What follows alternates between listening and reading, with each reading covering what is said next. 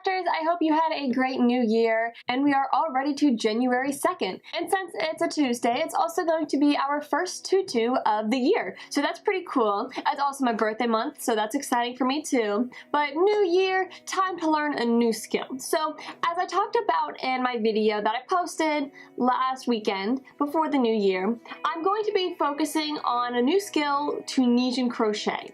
And this is something that I discovered only about 2 years ago, so I'm not like super skilled in it, but I do know enough that I can share some of the things that I've learned, some of the different troubleshooting things I've run into, and also just kind of inspire you to try this because it's so much fun. I've really enjoyed it, and it's opened up a whole new world of textures and stitches and things. So I'm really excited to be showing you all how to Tunisian crochet, and there's a couple things I would recommend when starting. So first of all, you're definitely going to need some kind of hooks. I have this awesome set here, Denise interchangeable crochet hooks. Looks like this on the inside. They have colored ones now, which are really cool on Amazon. I'll put a link for it below. But this is one option for hooks. I have a video that talks about this hook set. I'll put the link up above, so you can go back and watch that if you want to know a little more about that. But you're going to want Tunisian hooks. And what's different about them than crochet hooks is they're longer. So this kit, the hooks have these cords that make them longer, or you can buy a long Tunisian crochet hook. Just either way, before learning Tunisian crochet, you do want to get some longer Tunisian crochet hooks. Second of all, you might want to invest in a how-to just because it's good, because it has a lot of troubleshooting and things like patterns. I am going to be teaching a lot of the basic stitches, so you won't necessarily need a book to learn, but it is a good resource to have on hand. I really like this one. This is the book I learned from, so I would recommend that if you want to also get a paper resource. So today what we're going to be learning is how to start a Tunisian crochet piece and also how to end it. So we're really just going to work one row across, but it's very different than crochet because crochet is work. We start on the right and work to the left, and when it's worked, you have your starting chain, you have a stitch, and then a stitch, and then a stitch, and then a stitch, and then a stitch, and then you turn the work and you work back across one stitch at a time. Tunisian crochet is different. It's kind of like a blend between how knitting is done and how crochet is done. So instead you have a forward pass and a return pass. The forward pass is worked from left to right, and that does the first part of the stitches. And then the return pass is worked from left to right. And so once you complete a forward pass and a return pass, you will have completed one row of stitches. So that's just to give you a little bit of an understanding of how the stitch will work. But now let's go ahead and start actually learning how to Tunisian crochet. So I'm using some Red Heart yarn in gold, so I'm going to be using a size K hook to start off with. So I open my kit, all labeled along the side here, and I'm pulling out my K hook. Now I'm going to do this first row, what I'm showing today, about 20 stitches long. So I'm going to grab this piece and extend my hook and put the end piece on it. This also kind of gives you another view of how this kit actually works. That's all I need out of here. Now if you already know how to crochet, a lot of this will come a little bit easier, but even if you don't, that doesn't mean you shouldn't try. So I need to start by creating a slip knot. To create a slip knot, you want to basically take this loop here, twist it over on itself, and come from the bottom and grab the tail coming from the ball of yarn. So once I have my slip knot made, I want to insert my hook, and then I can pull on this left side and just tighten it a little bit. Now when you crochet and anything, because you work from right to left, you want the yarn to come from the left side just because it'll feed easier. And what I want to do to start off is I'm going to just create several chains. Now the chains in Tunisian crochet are done exactly like they are when normally crocheting. If you don't know how to chain, I've got a video that talks about how to chain for crochet, so I'll put a tag for that at the top of this video and you can go watch that if you don't know how. But I want to start by chaining 20. So 1, yarn over, pull through, 2, 3, keep going. Now you might notice that at the beginning this tail piece is going to seem really annoying because it's going to seem like it's just in the way and all over the place. But once we get going further along, we're going to be having a bunch of stitches coming up from each of these chain that will need to slide all the way along here. So it will come in handy. It does feel a little weird at first working with a longer hook, but it's not the end of the world. Another thing to keep in mind when working your chain is Tunisian crochet is a very dense kind of method. It's way denser than crochet, so you might want to do your stitches looser, or you may find you want to try a larger hook than what the packaging for your yarn recommends.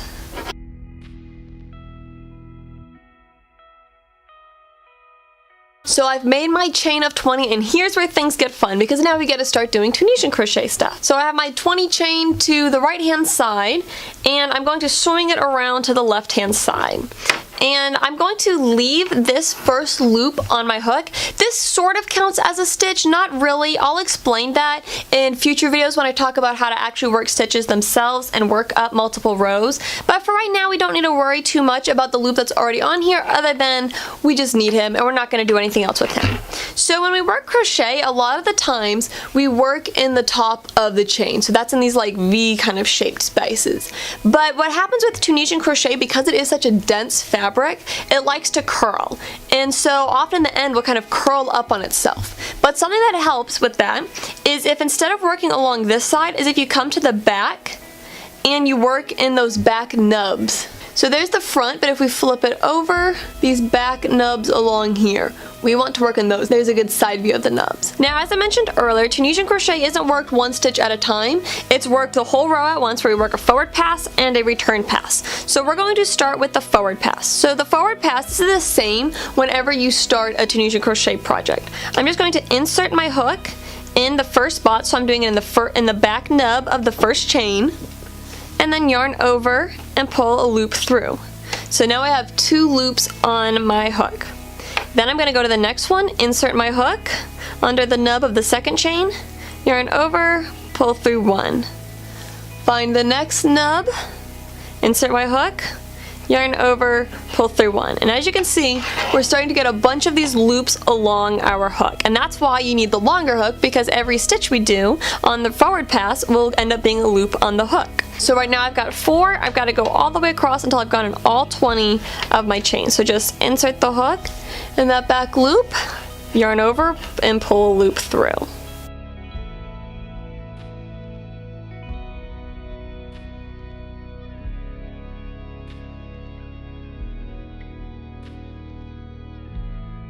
So here we go, I've completed the forward pass on my first row, and you can see I've got all these loops on here. A couple things I'll mention is when you work crochet normally, you can keep your hand right here and the loops stay between the actual hook and your hand. That's not true of Tunisian crochet. It was a little weird for me when I first started, because you end up holding on top of these loops and things, and so sometimes that can change your tension when you're working. So it takes a little bit of just getting used to the feel of it, but don't be afraid to hold the hook with your hand over the loops. Just make sure you give it enough time and let go every now and then, so you can feed your loops up or down, or whichever way you need to go to achieve proper tension. And also you can see that now that I've started, I don't actually need one this long, so I'm going to swap out to a shorter one really quick so this tail end doesn't keep rubbing on the table.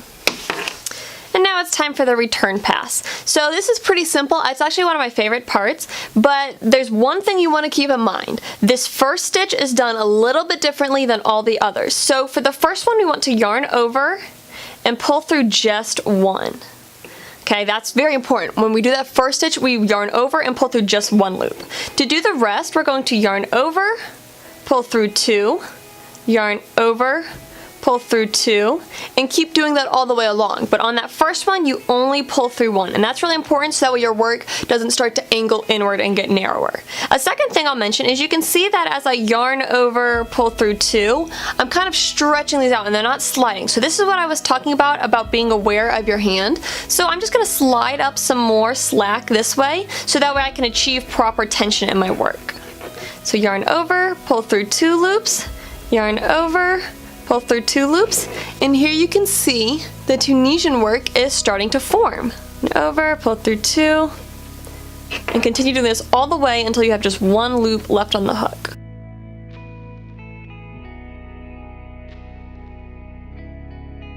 And now I've come all the way across and completed my first row of Tunisian crochet. A couple things I'll mention is when you do this first row, it doesn't seem as dense and it seems like there's lots of holes in here.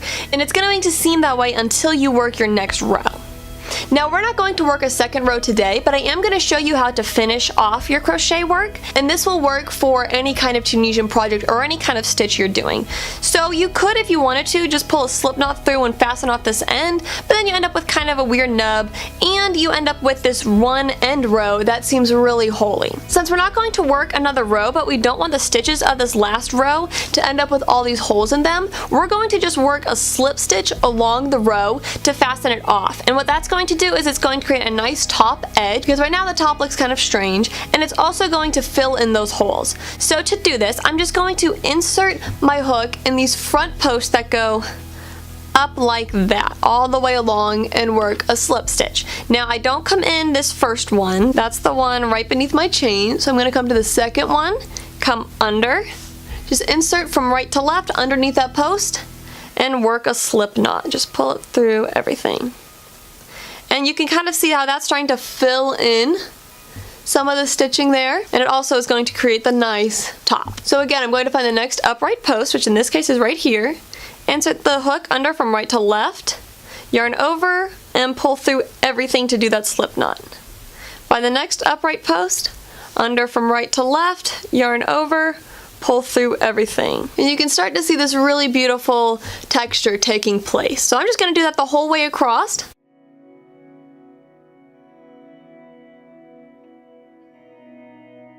Now on the last one, if you come in right here, it can kind of create some weird gapping in there. So what I want to do is I want to come behind this front edge and also go behind that loop on the back. So if you look from the front, I'm going to go from front to back through this spot right here. There's the post that goes upright, and there's this other little piece right there that I'm going to go right through right there and then work my slip knot. And just like normal, to finish it off, you pull through one more time, pull it tight, cut the loop, which this knife is overkill. It's just a cool knife that I got for Christmas, so I'm using every excuse I can to use it. Pull this tail out, cinch it up. Of course you have to weave in the ends, but there you go. Now you have completed your first row of Tunisian crochet. Now a couple things. You know how to start, you know how to end. Here's a feel of what the stitches will look like. It's really cool, and obviously if we do more, you'll see more of this pattern. We're kind of seeing a lot of the crochet looking V's from the chain and from the final round. And that's normal, that's okay, but if we do more rows you won't notice that as much. Also, you might notice it's curling a little bit already even after just one row, so blocking is a good idea a lot of the time with Tunisian projects. But now you know how to start and end a Tunisian crochet project. And hopefully this also helps give you an idea of how a project is worked, so you can understand the anatomy of Tunisian crochet, because like I said, it is fairly different than regular crochet. So there you have it. You've now learned how to start and end a Tunisian crochet project. In next week's Tutorial Tuesday, I'm going to actually be introducing the first stitch in Tunisian crochet. It's just the Tunisian simple stitch. It's really simple. If you're able to get the hang of this, you can definitely get the hang of the Tunisian simple stitch.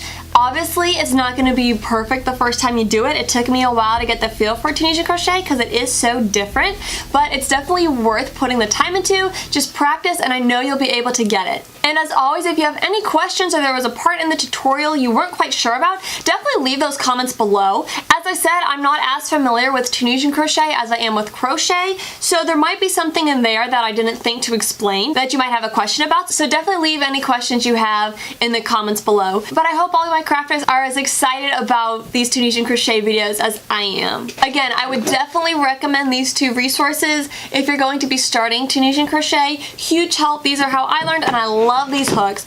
But no matter what you end up going with, definitely go buy yourself a Tunisian crochet hook, get some yarn, and start learning this fun stitch. Happy crafting!